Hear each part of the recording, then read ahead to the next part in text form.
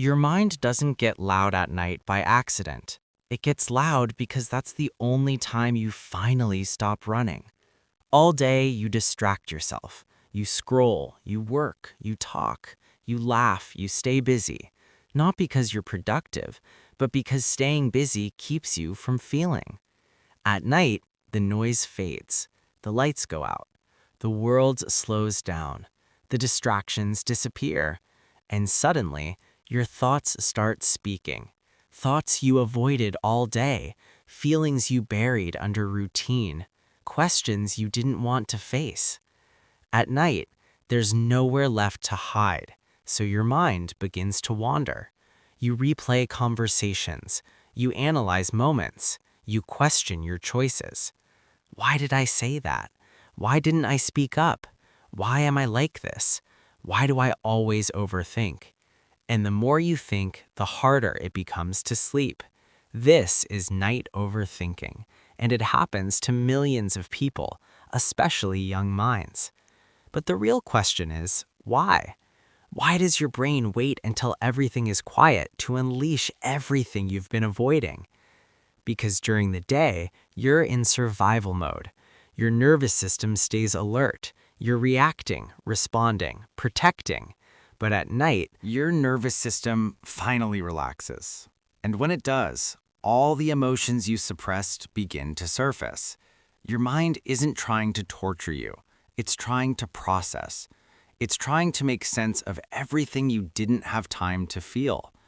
That's why night thoughts feel heavier, because they carry emotional weight, unspoken sadness, unexpressed anger, unacknowledged fear, unresolved memories.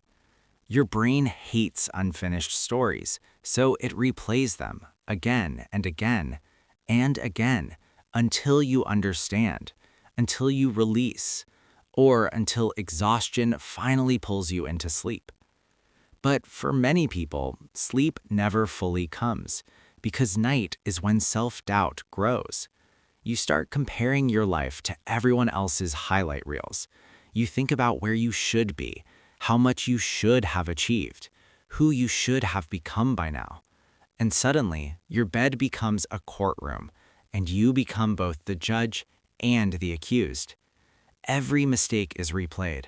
Every regret is amplified. Every fear is magnified. Why am I behind? Why am I not good enough? Why does everyone else seem to have life figured out? And this is where night overthinking becomes painful, because your mind stops asking questions and starts attacking. But here's the truth most people never hear. You overthink at night because you care deeply, you feel deeply, you notice deeply, and deep minds struggle to switch off. Your brain is constantly scanning for meaning, for danger, for safety, especially if you grew up needing to be emotionally alert. If you grew up in chaos, in uncertainty, in emotional unpredictability, your nervous system learned one rule: stay prepared, stay aware, stay alert. So now, even when you're safe, your brain still stays awake because peace feels unfamiliar and silence feels dangerous. So your mind fills the silence with thoughts, thoughts about the future, thoughts about the past, thoughts about everything you wish you could fix. Night becomes a battlefield between exhaustion and anxiety. Your body wants rest, your mind wants resolution, and until your mind feels safe, it won't let you sleep. That's why night overthinking often feels emotional. Sadness, loneliness, regret, fear all rise up at once. And in those moments, you feel small, like the world is moving forward without you, like everyone else is progressing and you're standing still. But here's something powerful. Overthinking at night is not a weakness. It's emotional intelligence without emotional safety. It's awareness without regulation. It means your brain is searching for understanding, not distraction. But awareness without compassion turns into anxiety. So instead of fighting your thoughts, you need to understand them, because your mind is not your enemy.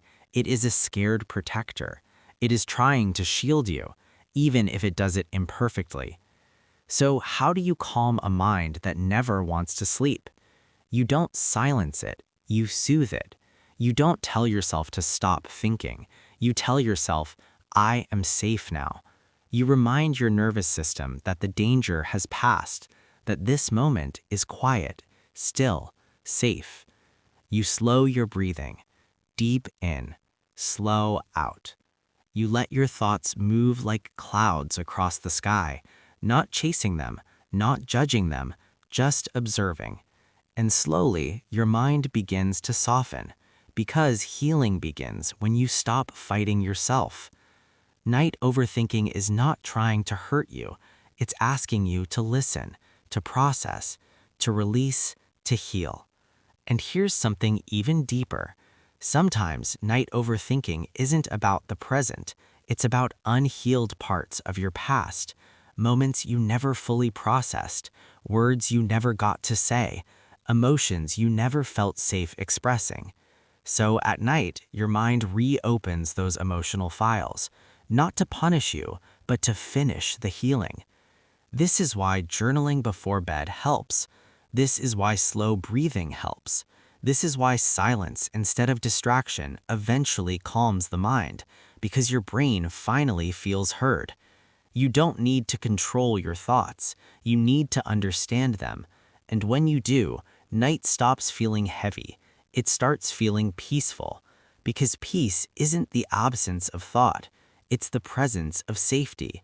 And you deserve rest. You deserve calm. You deserve nights that feel soft instead of overwhelming. So tonight, when your thoughts start speaking, don't fight them. Listen, breathe, let them pass. Because healing doesn't happen in noise. It happens in quiet understanding. And one day, your nights will no longer feel heavy. They will feel peaceful because you no longer fear your own mind.